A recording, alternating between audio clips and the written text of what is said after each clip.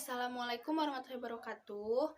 Pertama-tama, marilah kita panjatkan puji beserta syukur atas kehadirat Allah Subhanahu wa Ta'ala yang telah memberikan kita nikmat sehat sehingga kita masih bisa melakukan pembelajaran hari ini.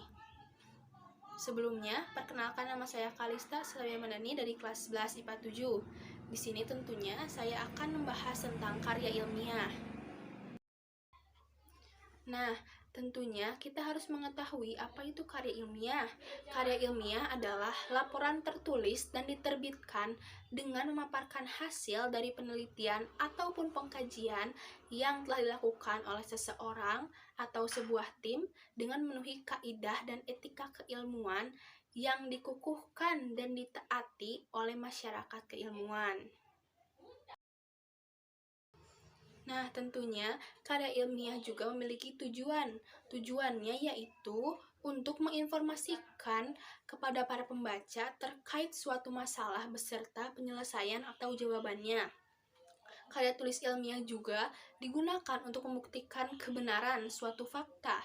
Tujuan lainnya yaitu untuk melatih kemampuan mengungkapkan hasil penelitian berbentuk tulisan ilmiah secara sistematis, melatih kemampuan pengorganisasian fakta atau data secara sistematis, dan melatih keterampilan penelitian dasar dengan benar. Selanjutnya, di sini saya akan membahas tentang ciri-ciri dari karya tulis ilmiah. Di sini terdapat 9 ciri-ciri. Yang pertama, saya akan membahas tentang reproduktif. Reproduktif bermaksud karya ilmiah ini ditulis oleh penulis ataupun peneliti harus diterima dan dimaknai oleh pembacanya sesuai dengan makna yang ingin disampaikan. Pembaca harus bisa memahami konten karya ilmiah tersebut. Yang kedua, tidak ambigu. Yang ketiga, tidak emotif. Maksudnya, tidak melibatkan aspek perasaan dari penulisnya.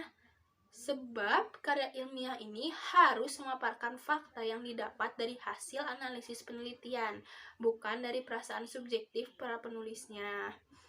Yang keempat, menggunakan bahasa yang baku. Yang kelima, menggunakan kaidah keilmuan. Maksudnya, hal ini bertujuan untuk menunjukkan bahwa peneliti ataupun penulis memiliki kapabilitas pada bidang kajian yang dibahas dalam karya ilmiah tersebut. Selanjutnya, yang keenam, bersifat dekoratif. Artinya, penulis karya ilmiah harus menggunakan istilah atau kata yang hanya memiliki satu makna saja.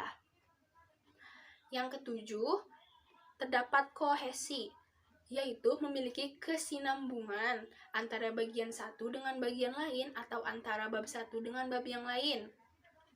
Selanjutnya, yang kedelapan, bersifat objektif. Tentunya harus menunjukkan fakta-fakta dan data-data hasil dari analisisnya. Yang terakhir, yaitu menggunakan kalimat yang efektif agar tidak bertele-tele. Nah, di sini ada macam-macam dari karya ilmiah. Terdapat di sini saya akan membahas 6 macam karya ilmiah. Yang pertama, saya akan membahas makalah. Makalah adalah karya ilmiah yang menampilkan sebuah permasalahan yang cara penyelesaiannya menggunakan berbagai macam data yang ada di lapangan. Karya ilmiah jenis makalah ini bersifat empiris dan juga objektif, sehingga dalam penyajiannya karya ilmiah ini biasanya dipresentasikan di dalam seminar. Yang kedua, ada skripsi. Skripsi yaitu suatu karya ilmiah yang umumnya dibuat oleh mahasiswa untuk bisa mendapatkan gelar sarjana atau S1-nya. Nah, dalam skripsi ini memuat tulisan yang berisi pendapat penulis berdasarkan teori yang telah diterbitkan sebelumnya. Yang ketiga, ada artikel. Artikel ini memiliki arti sebagai karya tulis yang dengan sengaja dirancang agar dimuat di dalam jurnal ataupun kumpulan artikel yang dibuat sedemikian rupa dengan memperhatikan kaidah penulisan ilmiah serta mengikuti pedoman ilmiah yang berlaku. Selanjutnya, yang keempat, ada kertas kerja.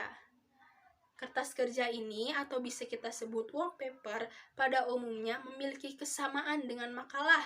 Hanya saja wallpaper ini dibuat dengan analisis yang lebih mendalam dan menajam. dan biasanya dipresentasikan pada kegiatan seminar ataupun lokakarya yang dihadiri oleh para ilmuwan. Yang kelima, selanjutnya ada tesis. Tesis merupakan suatu karya tulis ilmiah yang dibuat oleh mahasiswa untuk menyelesaikan program studi S2-nya. Sifatnya ini lebih mendalam dibandingkan skripsi tentunya. Yang keenam, ada disertasi. Disertasi atau PhD, tesis diperuntukkan bagi mahasiswa program studi S3. Nah, selanjutnya ada struktur dari karya ilmiah. Di sini ada 3 struktur. Yang pertama ada pendahuluan, yang kedua ada isi pembahasan, yang ketiga ada kesimpulan. Nah, yang pendahuluan ini, bagian pendahuluan ini berisikan dasar-dasar penelitian ilmiah dilakukan, masalah yang diangkat, dan mekanisme penyelesaian masalah itu. Yang kedua, ada isi dan pembahasan. Bagian isi dan pembahasan ini terdiri dari 1 atau lebih bab. Jumlah bab pada bagian ini tergantung seberapa pelik dan susah pembedahan dan pembahasan dari bahan penelitian tersebut. Yang ketiga, ada kesimpulan. Bagian kesimpulan berisikan kesimpulan dari hasil analisis pada bagian isi dan pembahasan. Kesimpulan yang disampaikan pada bagian ini berupa penjelasan singkat dan padat mengenai hasil analisis. Biasanya, bagian kesimpulan ini hanya terdiri dari 1 bab saja. Kesimpulannya, dalam membuat karya ilmiah terdapat beberapa hal yang perlu diperhatikan, baik itu ciri-ciri, macam-macam, ataupun struktur di karya ilmiah. Karya ilmiah tidak boleh sembarangan dibuat, sebab karya ilmiah harus dibuat berdasarkan fakta-fakta dan data-data yang valid. Jika kalian ingin membuat karya ilmiah, kalian tidak boleh asal-asalan membuatnya, karena karya ilmiah harus didasari dengan fakta dan data-data yang valid berdasarkan hasil analisis penelitian kalian. Sekian materi yang telah saya sampaikan. Mohon maaf atas segala kesalahannya. Wabillahi taufiq wal hidayah. Wassalamualaikum warahmatullahi wabarakatuh.